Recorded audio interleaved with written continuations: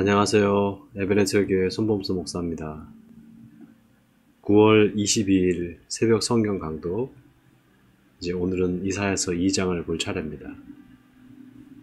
여러분, 오늘 이제 아침 저녁으로 날씨가 많이 추워져서 각별히 이 환절기에 감기 조심하시기 바랍니다. 뉴스를 보니까 지금 이 감기에 걸리면 코로나 바이러스에 걸릴 확률이 더 높다라는 거예요. 그리고 치명률도 높아진답니다. 그러니까 각별히 여러분들 이 환절기에 감기 걸리시지 않도록 특히 독감 조심하시기 바랍니다. 나라에서 지금 독감 예방 주사를 맞으라고 이렇게 권장을 하고 있는데, 나이 드신 분들은 아마 무료로 접종을 해주는 것 같아요. 그런데 아직 그 연령대가 아니신 분들은 본인 자비로 아마 그런 그 독감 예방 주사를 맞아야 될 겁니다.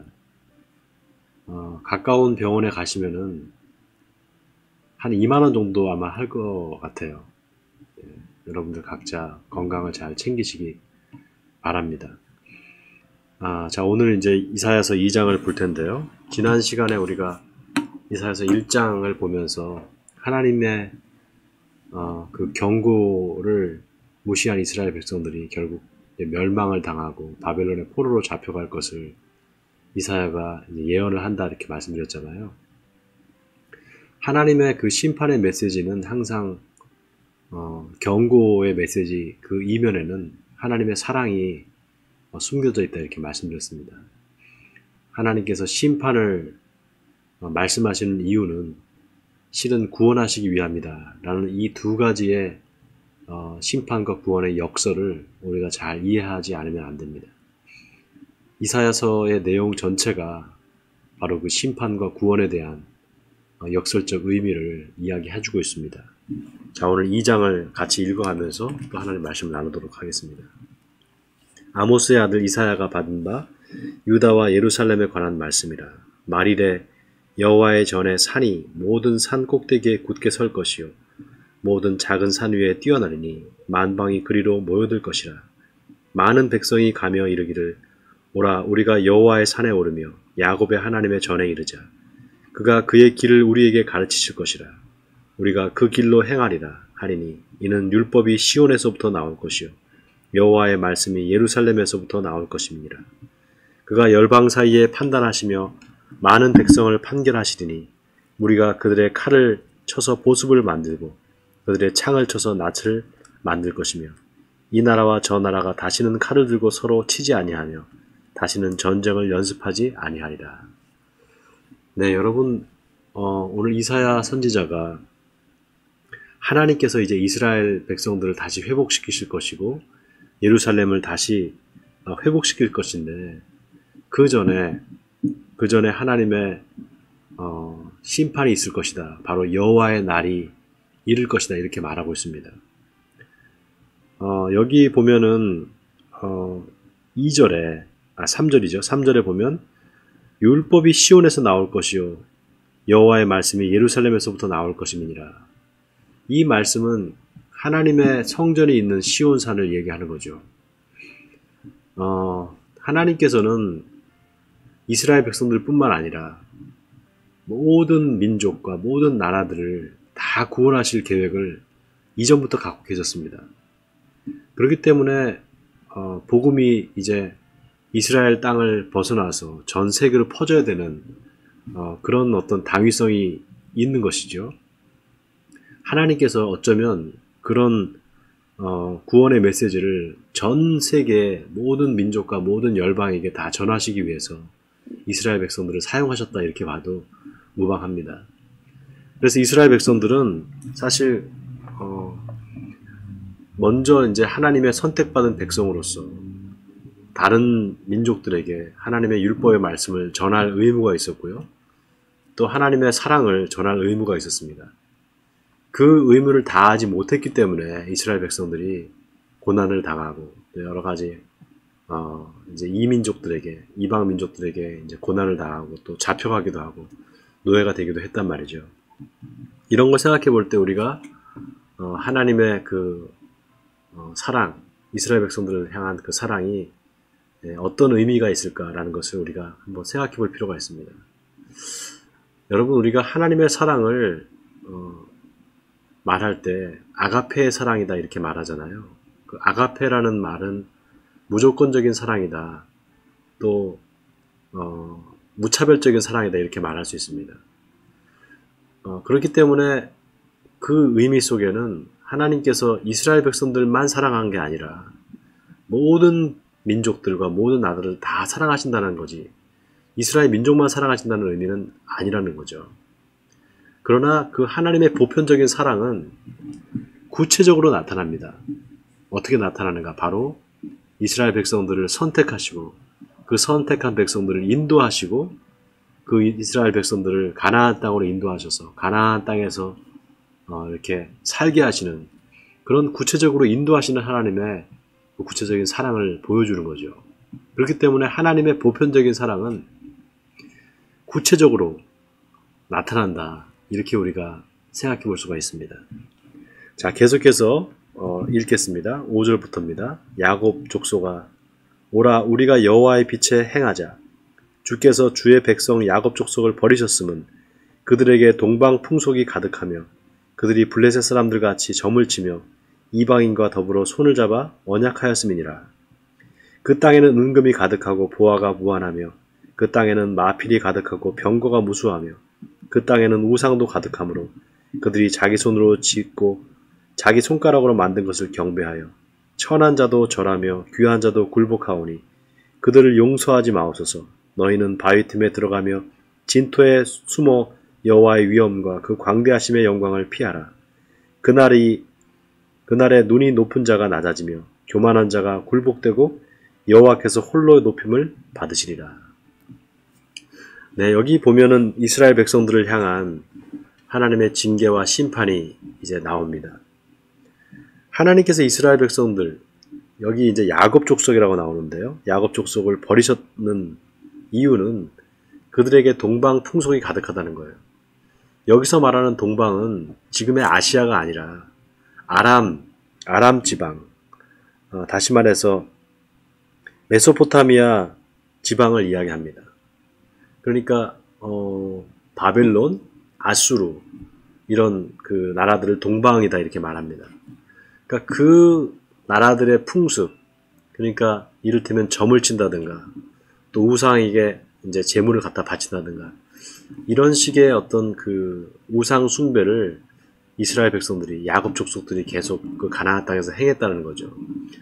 하나님의 선택받은 백성으로서 살아야 할, 거룩하게 살아야 할 이스라엘 백성들이 이제 그 거룩을 버려버리고 세상 사람들과 똑같이 세상 사람들이 하는 방식대로 살아가는 거죠.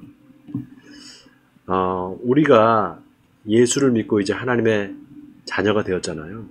그 하나님의 자녀가 되었다는 것은 하나님의 백성으로서 이 땅에 살면서 거룩하게 살아야 되는 의무를 갖게 된 겁니다. 여러분, 이 의무가 굉장히 힘이 들고 어려운 게 아니라 굉장히 쉽고, 또 하나님께서 우리와 함께 그 멍에를 지어주신다고 말씀하셨기 때문에 우리는 걱정하고 두려워할 필요가 없습니다. 오히려 우리 하나님의 백성인 선택받은 백성들이 하나님의 말씀을 어기고 그 말씀에 불순종하고 살아가는 게 더 힘들어요. 오히려 하나님께 맡기고 하나님 말씀대로 순종하고 살아갈 때 하나님이 인도하심이 있고 또 하나님이 우리를 돌보시는 게 있습니다. 그렇기 때문에 어려움 속에서도 우리가 그 어려움을 극복할 수 있는 힘을 얻게 되는 거죠. 자, 오늘 이 여호와의 날, 하나님의 심판의 날을 이제 이사야 선지자가 이스라엘 백성들에게 경고하면서 다시금 회복될 것을 또 말씀하고 있습니다. 자, 이제 12절부터 보겠습니다.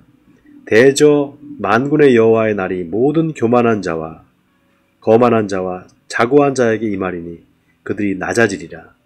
또 레바논의 높고 높은 모든 백향목과 바산의 모든 상수리 나무와 모든 높은 산과 모든 솟아오른 작은 언덕과 모든 높은 망대와 모든 견고한 성벽과 다시스의 모든 배와 모든 아름다운 조각물에 임하리니 그날에 자고한 자는 굴복되며 교만한 자는 낮아지고 여호와께서 홀로 높임을 받으실 것이요 우상들은 온전히 없어질 것이며 사람들이 아멸과 토굴로 들어가서 여호와께서 땅을 진동시키려고 일어나실 때 그의 위엄과 그 광대하심의 영광을 피할 것이라.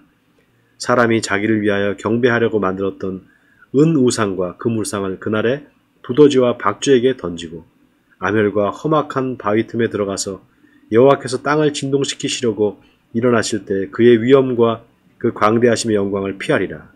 너희는 인생을 의지하지 말라. 그의 호흡은 코에 있나니 새말 가치가 어디 있느냐. 여러분이 마지막 절이 참 의미심장하죠. 너희는 인생을 의지하지 말라. 그의 호흡은 코에 있나니 새말 가치가 어디 있느냐. 우리의 생명이 사실 생각해보면 이 숨 쉬는 거에 있습니다. 바로 코에 있죠. 코의 호흡을 하나님께서 걷어가시면 우리는 그냥 이제 죽어버리고 말죠. 우리 인생이 어찌 보면 이 코의 호흡에 달려있다고 해도 과언이 아닌데요.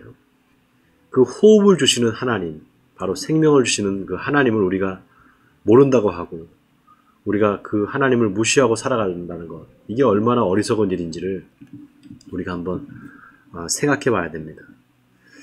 여러분, 이 세상이 하나님께서 만드신 이 아름다운 세상이잖아요. 우리가 하나님을 더 알게 되고 하나님을 사랑하게 될 때 이 세상과 우리가 화해하게 됩니다. 그런데 하나님과 이렇게 서로 관계가 어긋나 있고 하나님을 모르는 사람들은 세상과 계속해서 싸우게 됩니다. 그거는 하나님께서 세상을 창조하실 때 아담의 범죄 이후에 하나님께서 아담에게 하신 말씀에서 잘 드러납니다. 땅이 가시덤불을 내고 엉겅퀴를 낼 것이다. 네가 땀을 흘려야, 이마에 땀을 흘려야만 먹고 살 수 있다. 이렇게 하나님께서 말씀하셨잖아요. 그 말씀의 그 진의가 뭔가 하면은 세상이 아담의 죄로 인해서, 땅이 아담의 죄로 인해서 저주를 받았다는 거예요. 그런데 그 아담이 죄를 회개하고 하나님께 돌아오면 다시금 우리가 인간과 자연이 서로 화목하게 되고 화해하게 되는 그런 역사가 일어난다는 거죠. 여러분, 제가 청년 시절에 예수님을 믿게 됐을 때요, 변화가 됐는데 그 예수님 인격적으로 만난 이후에 제일 먼저 경험한 게 뭐였냐면 이 나무가 있잖아요. 나무가 막 바람에 흔들리면서 나뭇가지가 막 그 흔들리는 소리가 박수 소리로 들렸어요. 그러면서 그 하늘에서 마치 음성이 들리는 것 같았습니다. 범서야 축하한다. 하나님의 자녀가 된 걸 축하한다. 이렇게 박수치는 소리로 그 바람이 불면서 나뭇잎이 흔들리는 그 소리가 그렇게 들렸습니다. 여러분, 한 사람의 그 죄인이 하나님께로 돌아올 때 하늘에서는 날마다 잔치가 벌어집니다.